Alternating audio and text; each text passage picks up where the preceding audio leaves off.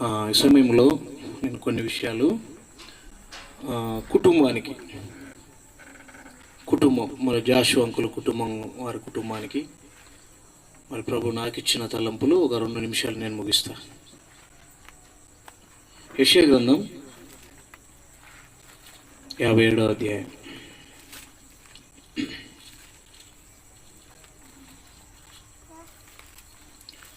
యెషయా గ్రంథం 57వ అధ్యాయం.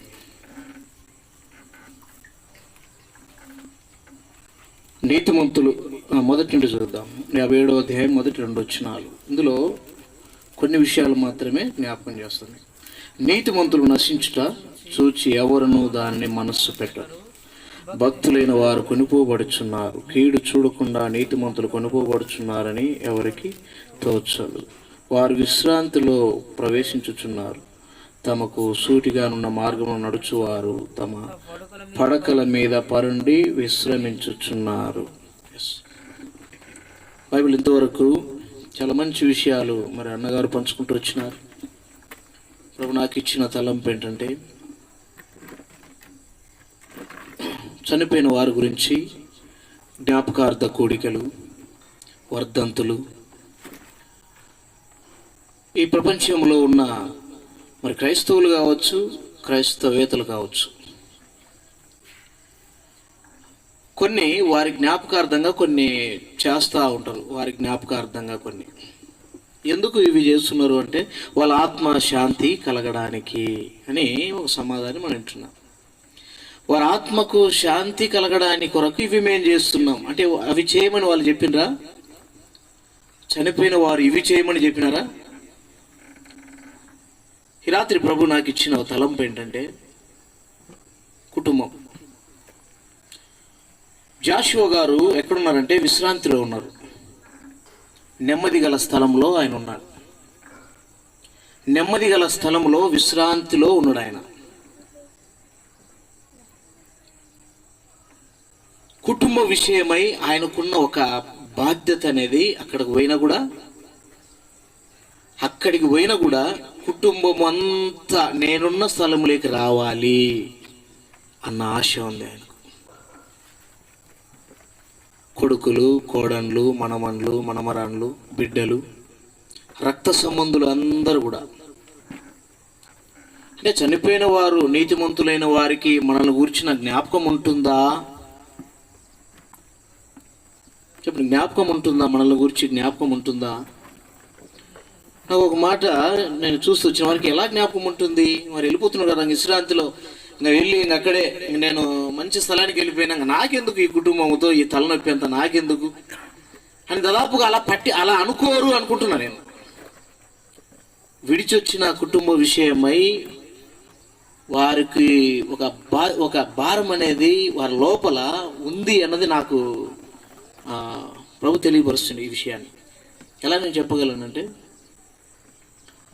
ఇప్పుడు ఈ చనిపోయిన ఒక ధనవంతుడి విషయంలో మనం చెప్పగలము. తర్వాత ఈ మోషే, ఏలియాలు కూడా యేసుప్రభు దగ్గరికి వచ్చి జరగబోయే నిర్గమమును గురించి యేసుప్రభుతో మాట్లాడుతున్న సందర్భాన్ని కూడా ఈ 2 సందర్భాలని వాటిని బట్టి నేను చెప్పగలుగుతున్నా.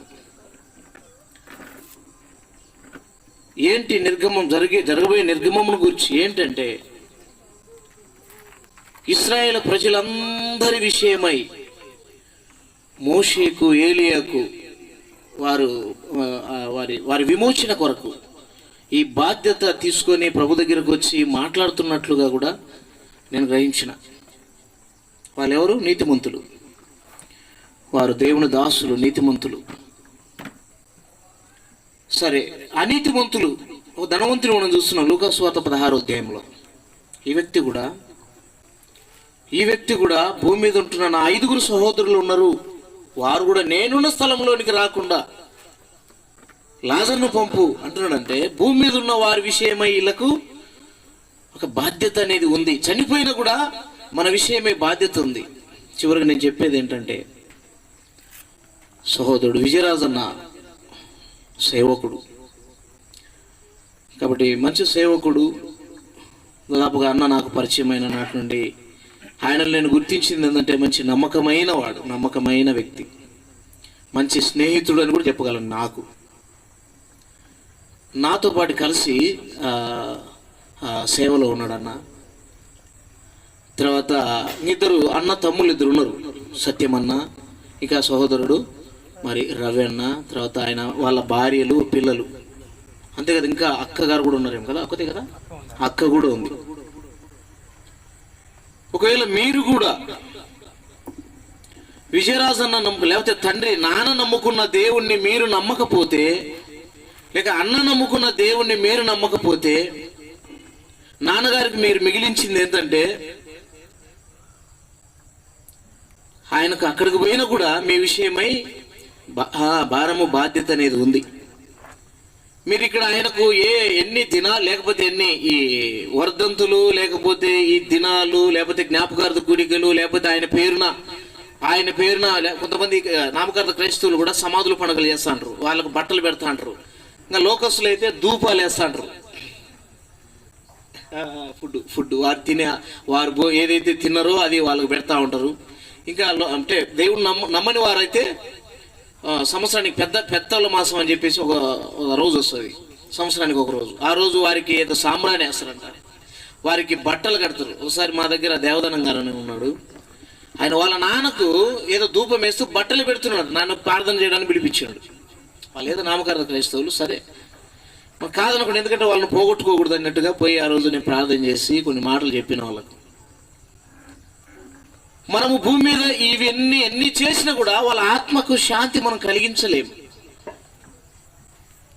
వాళ్ళ ఆత్మకు శాంతి కలిగించేది ఏంటంటే మీరందరూ ప్రభువులో ఉండాలి. నాన్నగారు నమ్మిన దేవుణ్ణి మీరు కూడా నమ్మాలి.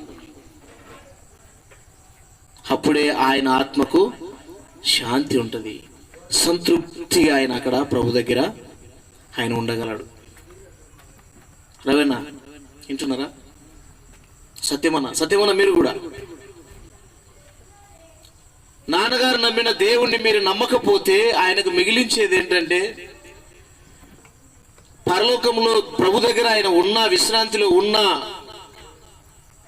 ఆయన ఆత్మ, ఆయన ప్రాణము మీ మీదనే కొట్టుకలాడుతూ ఉంది. నాదా నాదా నాదా, వారి విషయం ఏంటి దేవా, వారి విషయం ఏంటి, వారి విషయం ఏంటని. కనుక మీరు తొందరగా మారుమనసు పొందండి, కుటుంబం అంతా యేసుక్రీస్తు ప్రభువును నమ్మండి, నాన్నగారు నడిచిన త్రోవలో మీరు కూడా నడవండి. అప్పుడే ఆయన ఆత్మకు శాంతి కలిగించగలరు. ఆయనకు భూమి మీద మీరు ఏం చేయాల్సిన అవసరం లేదు. పండగలు, పబ్బాలు, దినాలు అవి ఇవి చేయాల్సిన అవసరం లేదు. ఆయనకు బట్టలు పెట్టాల్సిన అవసరం లేదు, ఆయనకు సాంబ్రాణి వేయాల్సిన అవసరం లేదు, ఆయన పేరు మీద భూమి మీద మరి ఏవి చేయాల్సిన అవసరం లేదు. మీరు మారుమనసు పొంది ప్రభువులో ఉంటే చాలు, అదే ఆయనకు సంతృప్తి. ఈ మాటను మనం దేవునిలో చూడగలం. ఈ మనస్సే దుష్టుడు మరణం నందుడి చేత నాకు సంతోషం కలుగునా, వారు తమ ప్రవర్తన దిద్దుకొని బాగుపడుటయే నా సంతోషం. ఇది దేవుని మనస్సు. అంతేకాదు భూమి మీద కొద్ది కాలము తండ్రిగా మనకిచ్చిండు కదా, వాళ్ళ మనస్సే వారికున్న మనస్సు కూడా అదే. కనుక మారు మనసు పొందండి, ప్రభుని అంగీకరించండి. ఏ క్షణం ఏ దినము ఏం జరగబోతుందో తెలియదు. ఈ రోజున్న వారు రేపు లేరు, ఈ రోజున్న వారు రేపు లేరు, రేపేం సంభవించుందో మీకు తెలియదని రాయడు. వాయిదాలు వేయకుండా ప్రభు మీకు ఇచ్చిన సమయంలో సంపూర్ణంగా మారు మనసు పొంది యేసుక్రీస్తు ప్రభుని అంగీకరించి యెహోషువ వలె నేను నా ఇంటి వారును యెహోవానే సేవించదము, నేను నా ఇంటి వారు యెహోవానే సేవించదమని ఈ విధంగా మంచి తీర్మానంతో కుటుంబం అంతా ఉండాలని ప్రభునామన మనం చేస్తుంటున్నాం. చివరిగా మరి సియోను ప్రార్థన మందిరం నుండి వచ్చిన మన జాషువన్న గారు ప్రార్థన చేస్తారు. జాన్సన్ అన్నగారు అసలు ముఖ్యంగా ఈ మీటింగ్లో డాక్టర్ శాంతరాజ్ అన్న గారు ఉండాల్సి ఉంది, అన్నకు ఎమర్జెన్సీ పనిని బట్టి రాలేకపోయాడు. ప్రార్థన. పరలోకమందును భూలోకమందును నీ చిత్తం నెరవేర్చబడుతున్నందుకు స్తోత్రాలు చెల్లిస్తుంటున్నాం. నీ నామం ఘనమైనది, మహోన్నతమైనది, పరిశుద్ధమైనది. ఈ రాత్రి ప్రభా నీ ఘనమైన నామమున కూడి ఉన్న మేము చనిపోయిన వారి విషయంలో ఎలాంటి చింత ఆందోళన చెందకుండానట్లు బ్రతికి ఉన్న మేము క్రీస్తేస్తున్నందు జీవిస్తూ నీకు సాక్షిగాను మా ఇంటి వారితో పాటు నేను కొనియాడటానికి కృపను దయచేయండి. నువ్వు మంచి దేవుడవు, గొప్ప దేవుడవు ప్రభా. మమ్మలను ఈ సమయంలో బ్రతికించావు. మా మంచితనము గొప్పతనము కానే కాదు ప్రభా. ఈ లోకంలో దేని కొరకు మమ్మలను బ్రతికించి ఉన్నావో దాన్ని బట్టి నీకు స్తోత్రాలు చెల్లిస్తూ రాబోయే దినాల్లో మేమందరం కూడా క్రీస్తు యేసునందు జయ ఉత్సాహముతో నిన్ను కొనియాడుతూ నాయనా మేము చేయగలిగిన పని నీ మహిమార్థమై చేయగలగడానికి కృపను దయచేయండి. ఈ సమయంలో ప్రకటించిన వాక్యం వ్యర్థం కాకుండానట్లుగా ప్రభువా, దేని విషయంలో చింత పడకుండానట్లు నాయనా నీ కొరకు, నీ నామ ఘనత కొరకు, సంఘ క్షేమాభివృద్ధి కొరకు, ఆత్మల రక్షణ కొరకు ప్రాకులాడే భాగ్యాన్ని మాకు దయచేయండి. నేనా నీ దాసుడు విడిచి వెళ్ళిన కుటుంబం కొరకు ప్రార్థిస్తున్నాం. అవును ప్రభా, రక్షణ విశ్వాసం ఎంతైనా ప్రాముఖ్యం. నేనా తండ్రి నడిచిన నడకలో నడవడానికి ప్రభువా నీ వాక్యాన్ని గైకొని విశ్వసిస్తూ రాబోయే దినాలలో మేమందరము సాక్షులంగా బ్రతికే కృపను మాకు దయచేయమని యేసయ్య దివ్యమైన నామమున అడిగి వేడుకుంటున్నాను తండ్రి, ఆమేన్.